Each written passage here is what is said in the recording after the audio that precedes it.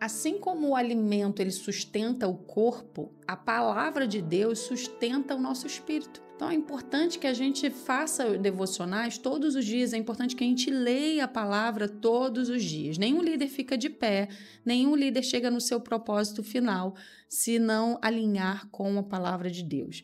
E o que é meditar na palavra de Deus? Meditar na palavra de Deus é levar o conteúdo da sua boca, da sua mente até o seu coração, até que ele seja levado ao seu coração, até que essa semente ela entre pelo seu ouvido e vá até o seu coração.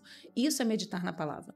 Então, meditar na palavra é dia e noite, noite e dia. Não tem jeito e é bom demais.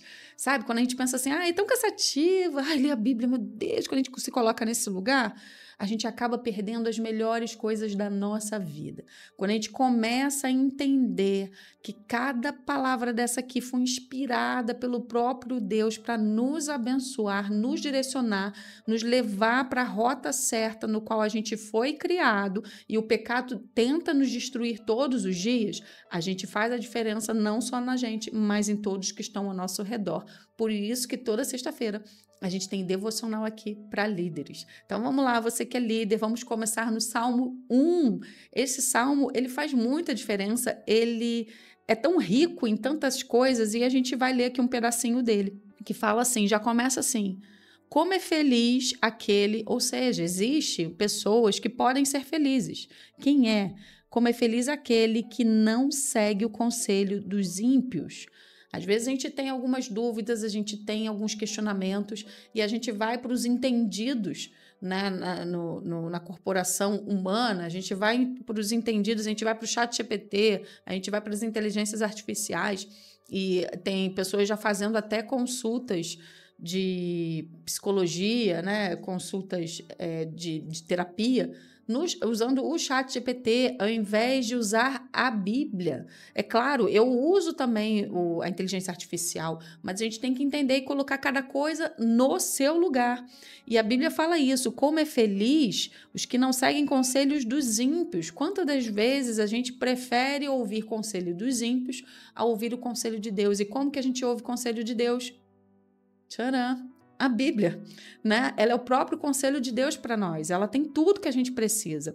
E aqui fala, como é feliz aquele que não segue o conselho dos ímpios, não imita a conduta dos pecadores. Ou seja, nós temos que ser imitadores de quem? Imitadores de Cristo e não imitadores dos pecadores. Não quer dizer que a gente não possa se assentar com eles, a gente não possa falar com eles, a gente não pode ser luz para eles. A gente não deve imitar a eles, né? Nós não devemos ser influenciados pelos hábitos, pelo que eles falam, pelo que eles fazem.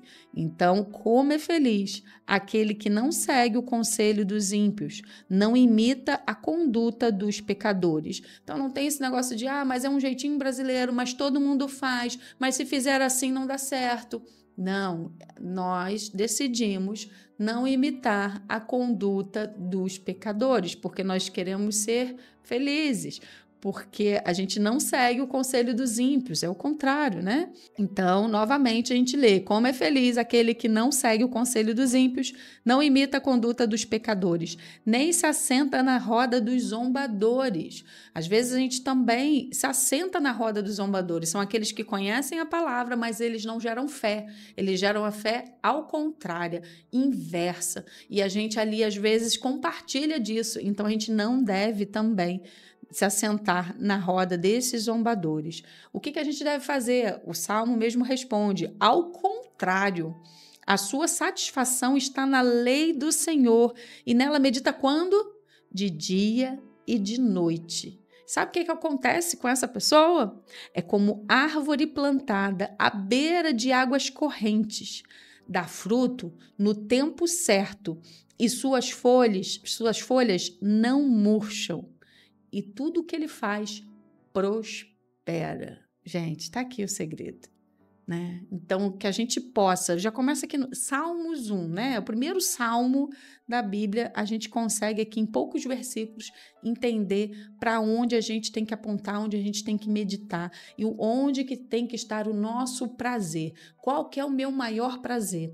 Eu lembro que Eu era muito fã de futebol quando eu era adolescente e ainda sei muitos hinos, né, de muitos clubes de futebol. E teve um certo momento que isso me conflitou muito, porque eu comecei a pensar, eu falei assim, não, é uma devoção tão grande ali ao time, é claro que a gente torce, a gente gosta de ver, mas a gente tem que entender o princípio ali da devoção, né? Quando fala assim, o meu maior prazer é vê-lo brilhar? Peraí, não, meu maior prazer é ver Jesus brilhar. E olha que eu não sou flamenguista, mas por conhecer os hinos, eu acabava, né? Teve um momento que eu tive esse modo de ver diferente, né? Quando fala, até a pé nós iremos, para o que der e vier, mas o certo é que nós estaremos, né? No caso é o hino do Grêmio, onde o Grêmio estiver. Aí, que devoção é essa? Não, se você é gremista, se você é flamenguista, você pode até comentar aqui. Mas a gente tem que perceber o tipo de devoção que a gente está praticando, né? E no hino do Fluminense também não fica para trás, não, que eu sou tricolor, mas eu também não canto certas partes como eu cantava antes, porque eu entendi que não é dessa maneira. Né? Não é com essa devoção, porque a minha devoção deve estar no Senhor. Então, assim, lembrei. É quando fala que o Fluminense me domina. Não, aí eu comecei a pensar, não, peraí, que isso? O Fluminense me domina? Não, inclusive é tema deste canal, que é lidere. Quem lidera a sua vida, é isso que vai fazer diferença na sua vida. Então não é o Fluminense que me domina, não são as coisas desse mundo que me dominam.